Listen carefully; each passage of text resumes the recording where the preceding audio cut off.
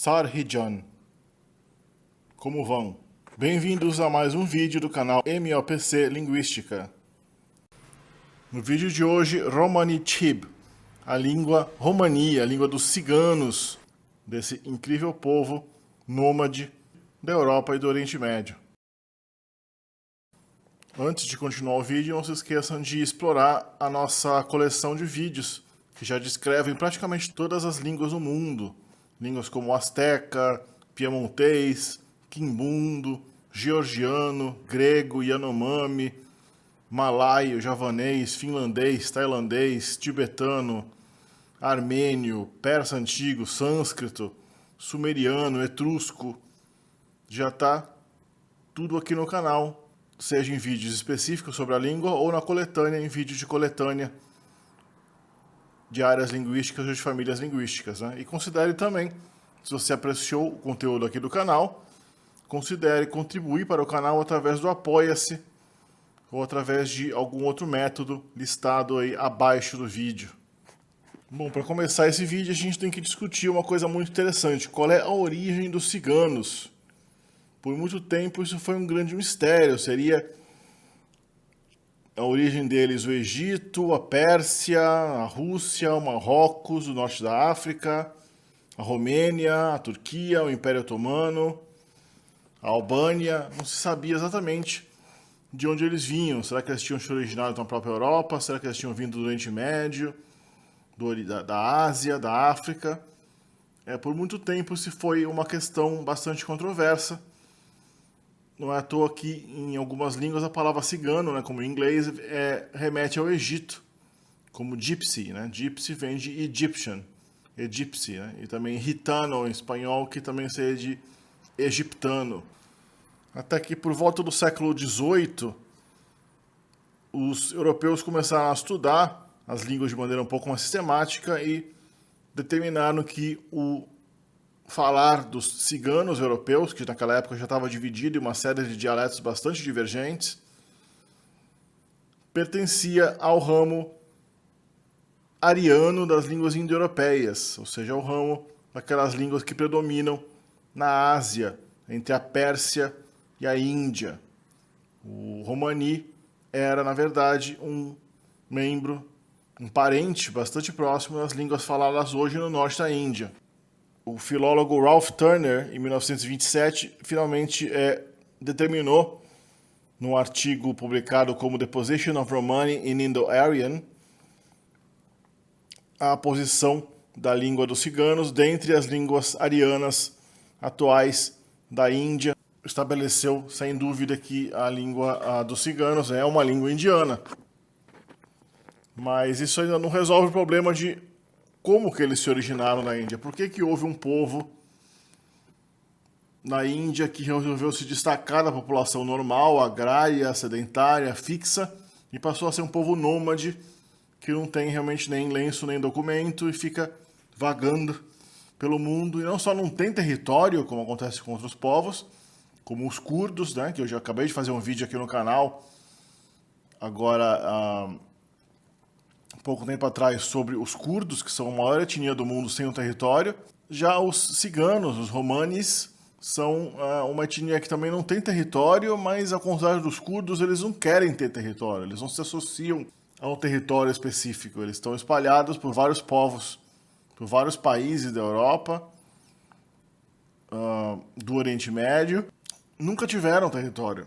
A primeira menção à existência de alguma coisa que parecem ser ciganos vem do maior épico poético do mundo, que é o poema persa Shahnameh, escrito pelos persas por volta do ano 1000, pelo famoso poeta persa Ferdowsi, que em uma passagem desse poema, do Shahnameh, ele menciona como o rei sassânida, da época sassânida da Persa, chamado Bahram, o quinto, por volta do ano 430, teria importado uma série de músicos vindos da Índia. Os indianos teriam uma fama de serem músicos, tocadores de flauta muito talentosos. E ele disse que esse regente da Pérsia Sassânida disse que o povo persa precisaria de mais música, mais entretenimento, Então ele mandou um destacamento de músicos indianos, tocadores de flauta, saírem da Índia e virem para a Pérsia entreter o povo persa. E ele teria dado para esses indianos uma vaca e uma quantidade de trigo, mas os indianos, tocadores de flauta, teriam desperdiçado esses recursos, teriam comido a vaca em vez de utilizar o seu leite, teriam simplesmente comido todo o trigo em vez de plantar o trigo para colher novamente. Então, quando esses músicos apareceram já passando fome na presença do rei para pedir mais recursos, o rei Bahram teria punido esses indianos, expulsando eles da Pérsia rumo ao ocidente, então de volta para a Índia, para que eles ficassem vagando pelo mundo sem um território. Isso seria a origem dos ciganos, possivelmente de acordo com o poema Shahnameh dos persas. Essa história até que bate mais ou menos com a realidade, a gente não tem noção de exatamente qual é a razão pela qual um grupo de indianos subitamente teria se destacado da população indiana e começado a migrar em direção ao mundo ocidental, primeiro passando pela Pérsia, depois chegando à região da Anatólia, onde é, na época, o Império Otomano. Então, talvez essa história do Shahnameh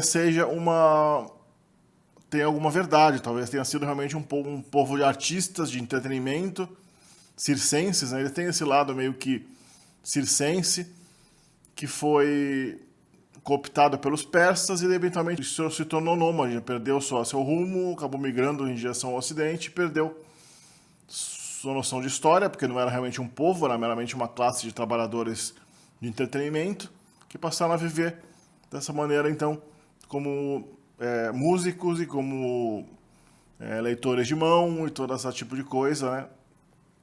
Sem que houvesse um território específico. Como vocês podem ver no vídeo de Línguas da Índia, aqui no canal, que tem duas partes, né? Línguas da Índia 1, parte 1, Línguas da Índia, parte 2.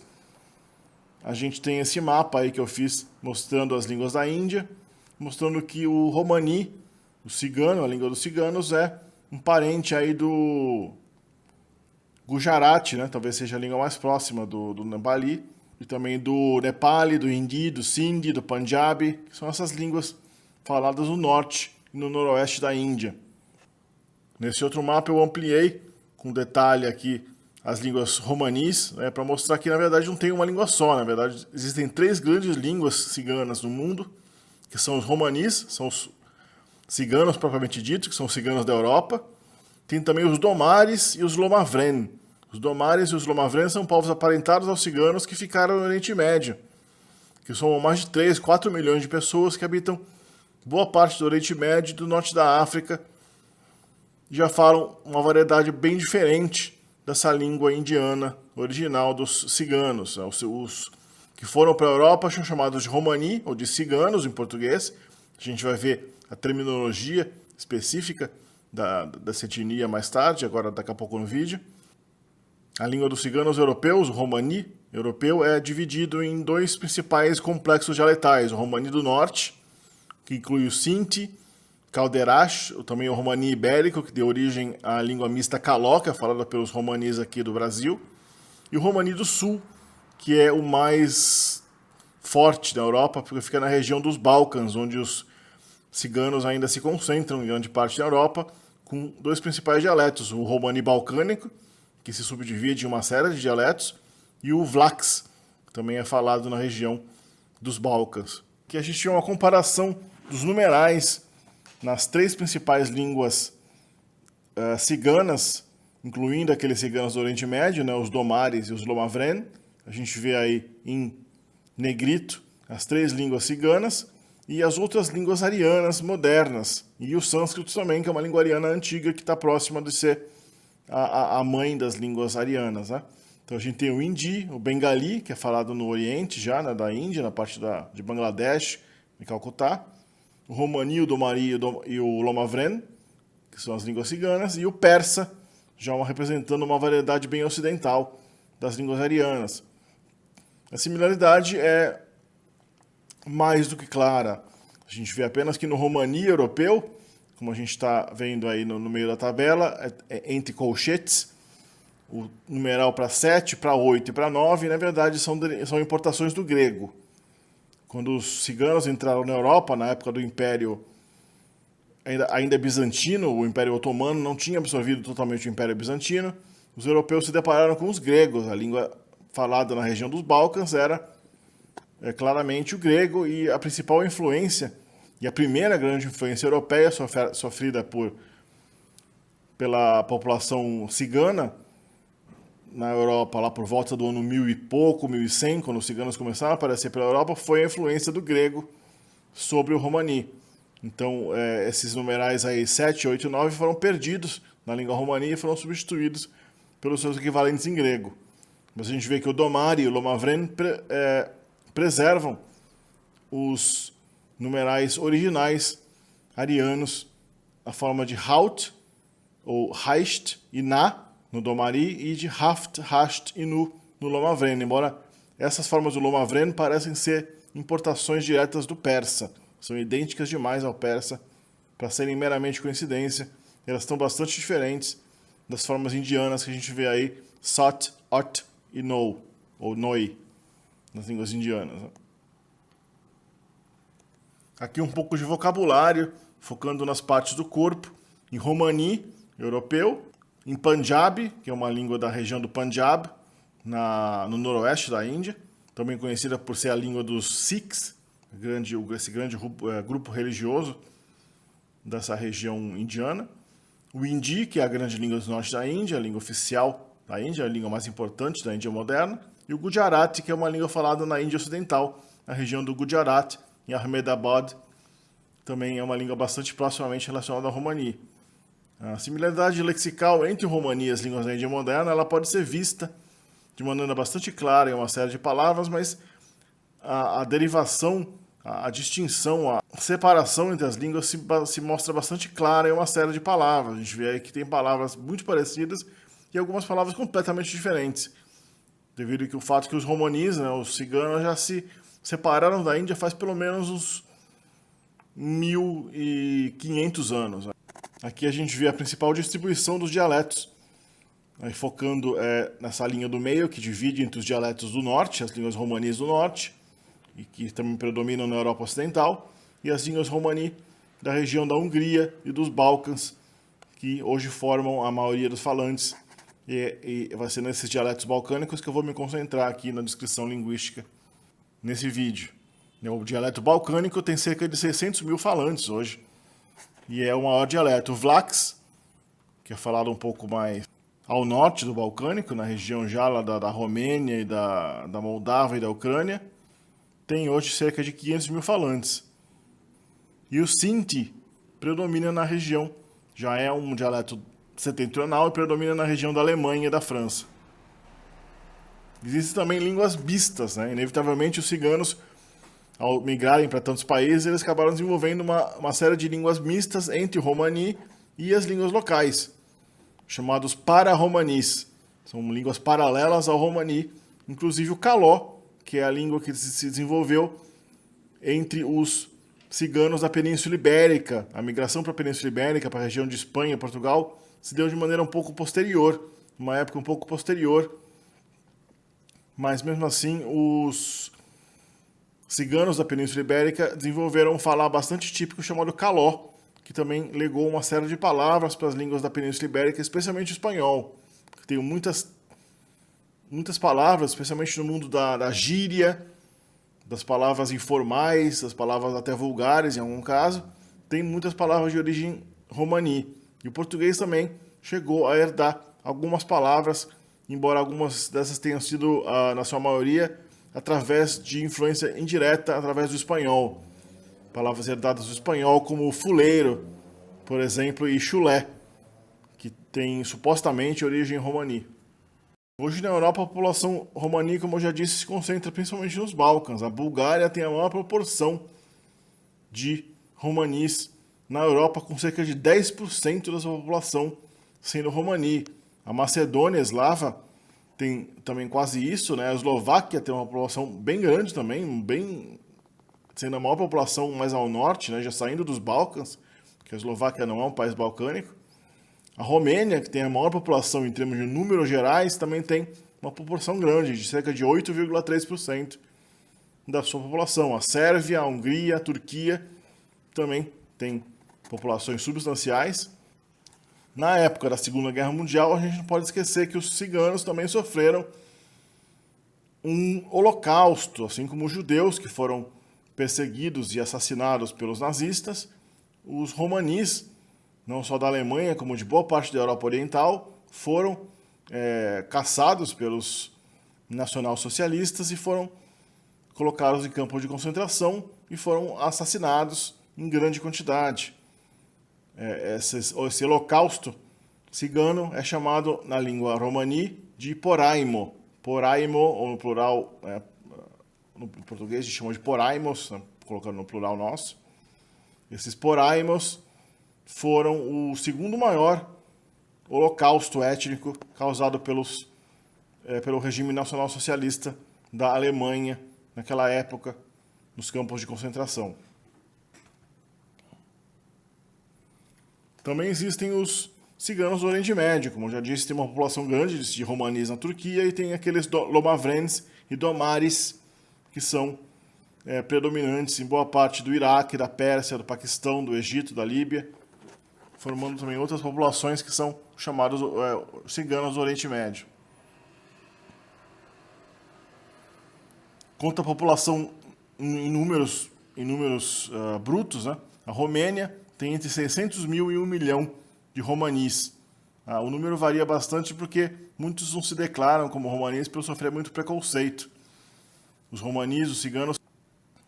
Fora da Europa, os Estados Unidos, como eu já disse, tem 1 milhão. O Brasil chega a ter pelo menos 800 mil pessoas de ancestralidade romani. A Turquia, 600 mil. A Argentina também tem uma grande população de 300 mil romanis. O Irã e o Chile também tem algumas centenas de milhares aí de pessoas ciganas. Uma coisa muito curiosa é a origem do termo cigano. O termo cigano, que existe em vários idiomas europeus, vem do grego atzinganos, que foi como eles foram designados quando eles entraram na época no Império Bizantino, que era de língua grega, né, o Império Cristão Bizantino da Idade Média. E esse contato com o mundo grego, o mundo europeu grego, de língua grega, deu a eles o nome de atzinganos, que significa intocáveis. Um nome que é bastante indiano, né? Lembra até os párias intocáveis da Índia. Então, os ciganos preservaram essa característica quando entraram na Europa e até agora sofrem discriminação. Esse termo atzinganos é que deu o termo cigano no português, e o italiano zingaro, o alemão zigeuner, o espanhol gitano, o romeno țigan, o sérvio-croata cigan, o lituano țigonas, o turco țingene, o russo țigan. No francês e no espanhol, a gente tem o termo, na verdade, no francês e no espanhol a gente tem termos derivados de Egito, né, que são gitano, gitan, gitano, gitan. No inglês também gypsy, no albanês jeveg. No finlandês é muito interessante, né, mustalainen. Mustalainen significa meramente negro, pessoa negra. Existem bastante ciganos também na Finlândia. No basco são os Erominchela. Árabe é chamado de Gadjar. No curdo, Karashi, deve ser um termo aparentado ao termo árabe. No persa, Koli. No armênio, Ginchu. No georgiano, Boshebi. E no hebraico, Tsoanim. A autodenominação dos ciganos, que é Romani, né, ou Domani, ou também como a gente vê naqueles Domares, né, é tudo Domari, Romani, é tudo uma variação do que parece ter sido vindo do antigo sânscrito Dom, que significava povo, gente, nas antigas línguas indianas, embora não se tenha certeza. Algumas pessoas falam que eles realmente se denominaram baseado em Romani, que era o nome do que se dava no Oriente Médio para os gregos no geral. Os gregos eram chamados de romanos pelos turcos, pelos árabes, pelos persas, né, devido ao Império Bizantino, que tinha uma origem romana. Então não se sabe exatamente por que surgiu esse termo Romani.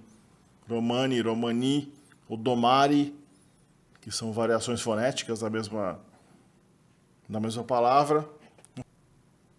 Quanto ao inventário consonantal da língua, já partindo aqui para a descrição da língua, ele tem hoje um inventário consonantal que lembra bastante as línguas europeias. Ele não tem aquelas famosas consoantes retroflexas, que são típicas das línguas da Índia, no geral, que, se é que um dia existiram no ancestral do Romani, no Romani moderno, em nenhum dialeto essas consoantes retroflexas existem. É por isso que os romanis não soam muito indianos quando eles falam, eles soam mais como europeus. Que a gente vai ver agora nessa amostra de áudio. Tai ani Kosova kergiona trin dialektia romano-civiake, o dolasiton o mai barokotor e romengo vakerde, tai vakerna pandar, o arlisko cib, o arlisko dialekti, gurbetsko tai bugurgisko. Aika kai amena ni televizia, vastina jek standardikani romani cib, koja pakiaha palonesave bersha, kovel sar standardikani romani cib.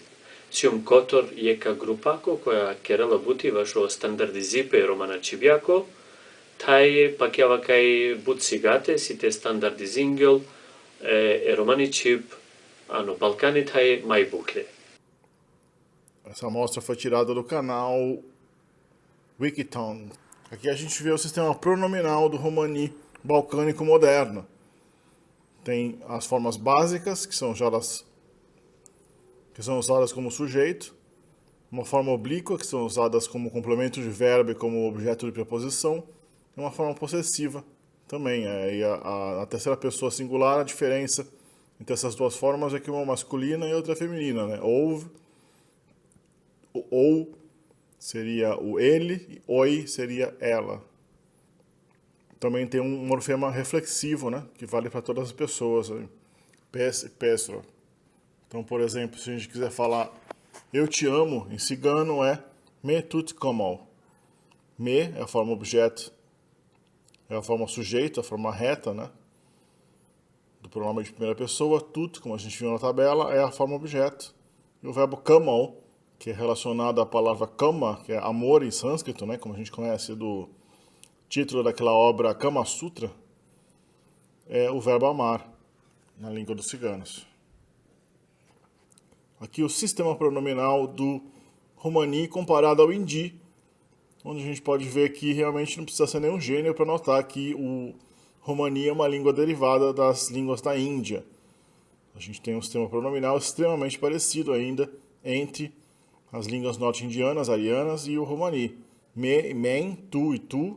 A terceira pessoa é um pouco diferente, claro, porque geralmente os pronomes de terceira pessoa nessas línguas são, na verdade, demonstrativos usados como pronomes. Nas pessoas do plural a gente vê similaridade também, né? Amen e ham, tumen e tum. E o possessivo, miro, mera, tiro, tera, etc.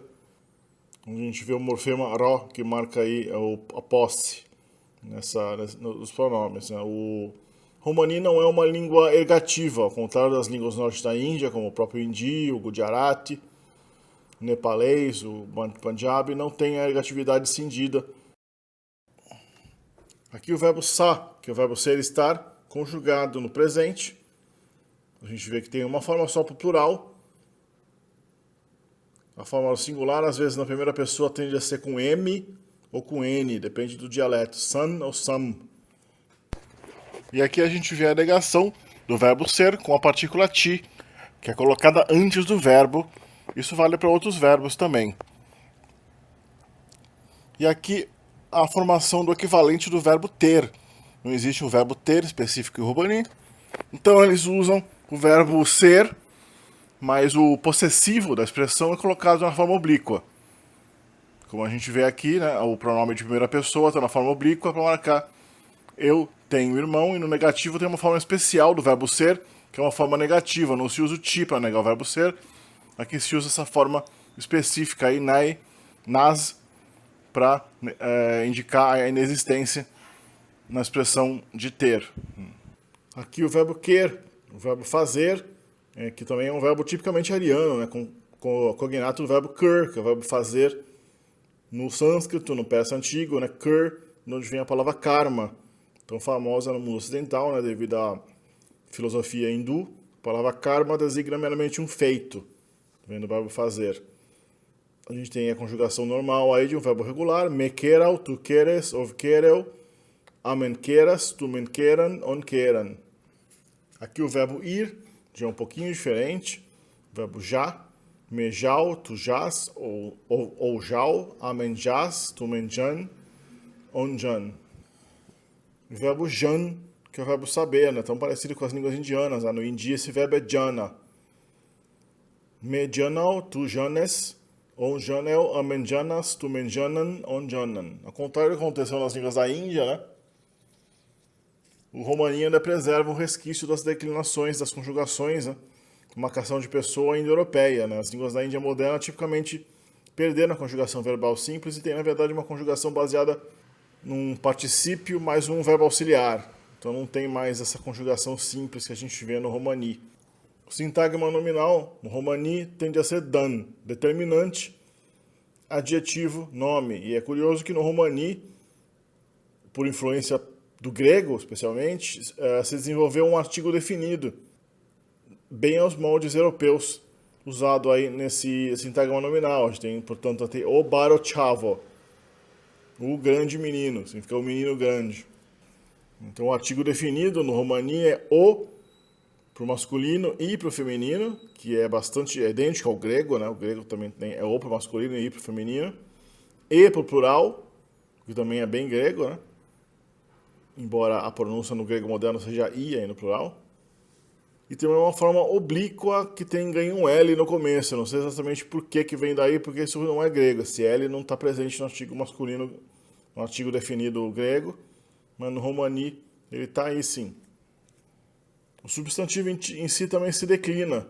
Tem uma forma nominativa, um acusativo, dativo, preposicional, instrumental e ablativo.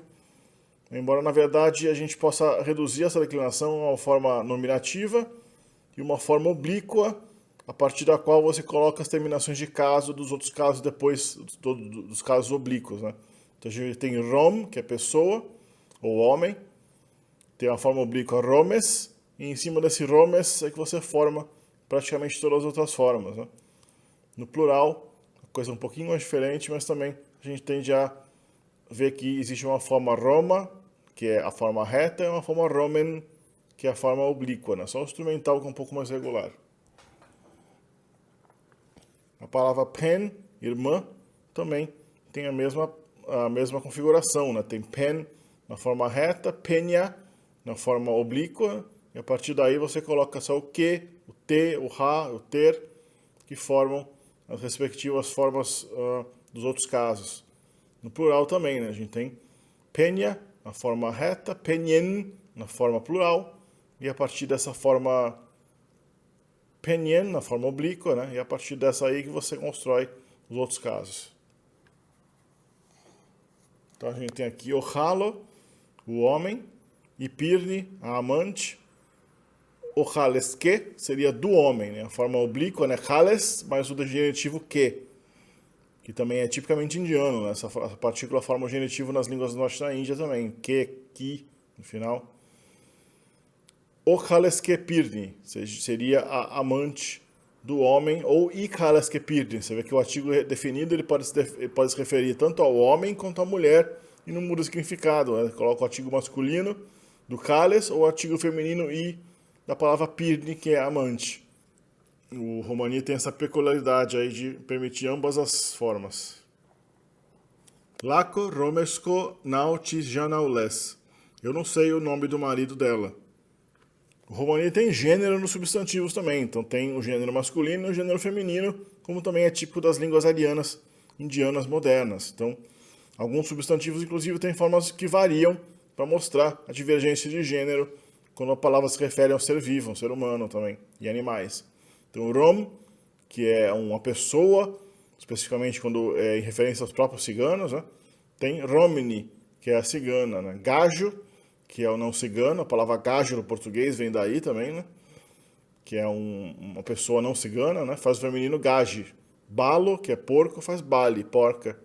E gross, que é cavalo, faz grosni, a égua.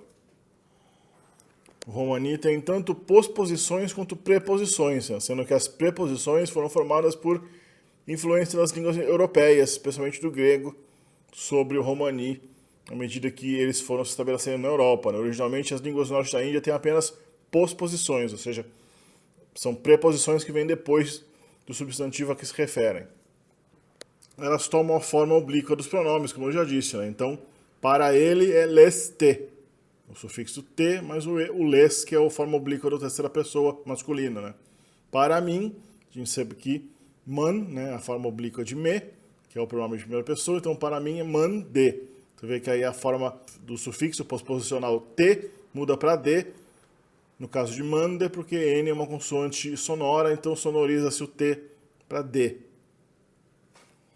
E também algo típico da língua romani, que está muito presente nessa língua, e é uma característica bastante típica das línguas arianas, é a presença no mecanismo de alternância de valência, ou seja, de formação de verbos com uma valência maior, ou seja, verbos intransitivos que passam a ser transitivos e verbos transitivos que passam a ser causativos, né? Então você pega um verbo como hat, que é queimar, você coloca um morfema ev ou av no final, e você faz o verbo queimar algo, né? O primeiro verbo é meramente queimar a si mesmo, assim, a madeira está queimando, a floresta está queimando. A floresta está queimando a si mesma, né? Ela está se consumindo a si mesma. Para você falar que alguém queimou alguma coisa, a forma causativa do verbo, né? A forma transitiva, você coloca esses morfemas no final para ampliar a valência do verbo. Valência, na linguística, é justamente a quantos argumentos um verbo se une, né? Pode ser só o sujeito. O verbo que só pode ter sujeito é um verbo intransitivo, né? O verbo que tem sujeito e objeto é um verbo transitivo, né?